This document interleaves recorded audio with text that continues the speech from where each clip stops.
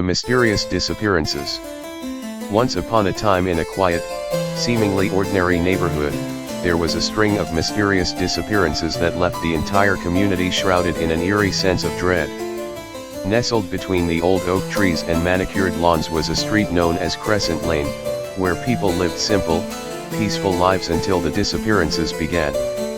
It all started one crisp autumn evening when Mrs. Abernathy, an elderly woman known for her impeccable garden and friendly nature, didn't return from her evening stroll. Her friends and neighbors began to worry when she didn't appear at her usual spots, the bakery or the community center. They organized a search party, combing through the neighborhood and nearby woods, but she was nowhere to be found. Days turned into weeks, and with each passing day, the hope of finding her diminished. The unsettling quietness that followed Mrs. Abernathy's disappearance had barely settled when another resident, Mr. Clark, a retired schoolteacher, vanished without a trace. His car was found parked outside his home, keys still in the ignition, and his beloved cat left unfed. The pattern was clear, yet inexplicable. No signs of struggle, no clues left behind, just an empty house and an air of growing unease. The disappearances continued over the next few months. Young and old, men and women alike, were taken seemingly at random. Whispers of supernatural forces spread through the community. Some claimed to see strange figures lurking in the shadows or hear faint, otherworldly whispers carried by the wind. The police were baffled, and despite their best efforts, they could not crack the case. Among the remaining residents was Emily, a curious 12-year-old with a love for mystery novels. Unlike others who were paralyzed by fear, Emily was determined to uncover the truth. Equipped with a flashlight and her notebook, she set out to investigate every nook and cranny of Crescent Lane. She spoke to the neighbors, gathering stories and piecing together the puzzle. One evening, while exploring the dense woods at the edge of the neighborhood, Emily stumbled upon an old, decrepit cabin.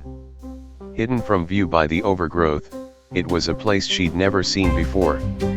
Inside, she found a series of peculiar drawings on the walls, depicting the missing residents with an uncanny resemblance.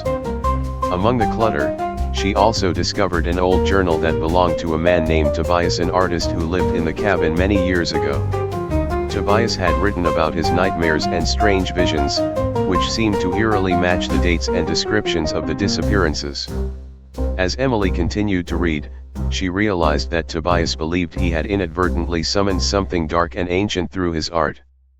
The journal detailed a ritual he performed, seeking inspiration from beyond our world, only to unleash a malevolent force that demanded sacrifices. Terrified yet resolute, Emily knew she had to act. With the help of her parents and a few brave neighbors, Emily set out to perform a counter-ritual outlined in the journal. As they chanted and followed the steps, an unearthly howl echoed through the woods, and a chilling wind swept through Crescent Lane. For a brief moment, it felt as if the world had stopped. And then, as suddenly as it had begun, the ritual was over. The very next morning, the missing residents began to reappear, each one confused and disoriented but unharmed. They had no memory of where they had been or what had happened to them, only a vague sense of darkness. Crescent Lane slowly returned to normal, but the story of the mysterious disappearances became a legend, passed down through generations. And Emily. She grew up to be a renowned detective, known for her unwavering determination and brilliant mind. Crescent Lane, though forever marked by its eerie past, thrived once more, and the community remained closer and more vigilant than ever. Thanks for watching. I hope you've enjoyed the story. If you have, please subscribe to this channel for more stories like these.